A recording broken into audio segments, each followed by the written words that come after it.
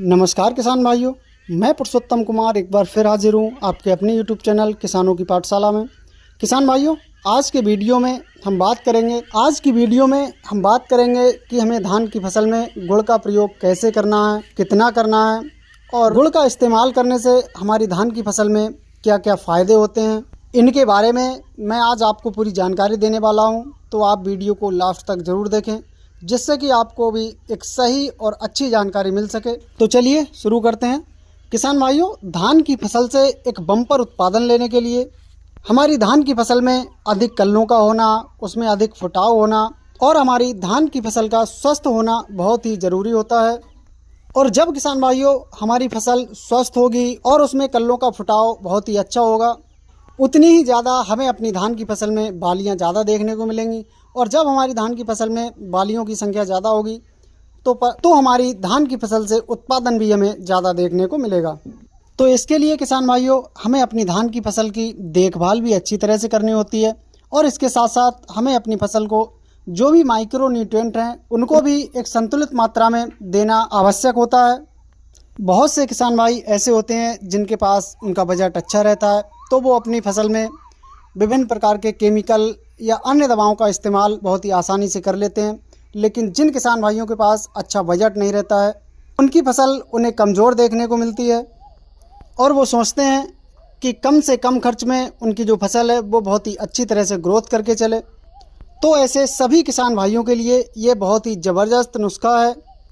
अगर आपने इसका इस्तेमाल अच्छी तरह से अपनी धान की फसल में कर लिया तो आपकी धान की जो फसल है वो बहुत ही अच्छी तरह से ग्रोथ करके चलती है। आपकी फसल में कल्लों की संख्या ज़्यादा बनती है, जिसके परिणाम स्वरूप आपको अपनी फसल से एक अच्छा उत्पादन देखने को मिलता है। बात करें किसान भाइयों कि जो गुड़ का इस्तेमाल हम अपनी धान की फसल में करने वाले हैं, उसके अंदर बहुत से माइक्रो न्यूट्रिएंट होते हैं जो कि हमारी धान की फसल के लिए बहुत ही आवश्यक होते हैं, जिनकी पूर्ति हम गुड़ के द्वारा अपनी फसल में कर सकते हैं।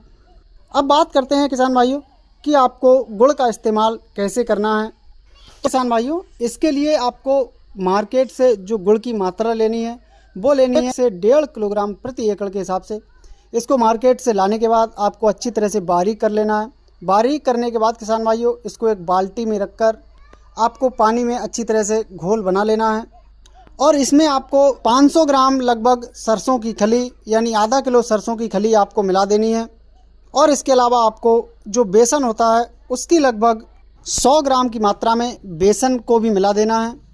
किसान भाइयों, जब आप इन तीनों चीज़ों को एक बाल्टी में रख लेते हैं तो उसमें लगभग 5 से 6 लीटर पानी की मात्रा को आपको भर देना है और इसको भरने के बाद आपको इसको रख देना है और लगभग 7 से 8 दिन के बाद यह पूरी तरह से बनकर तैयार हो जाता है। 7 से 8 दिन बाद आप अपनी धान की फसल में इसका उपयोग कर सकते हैं।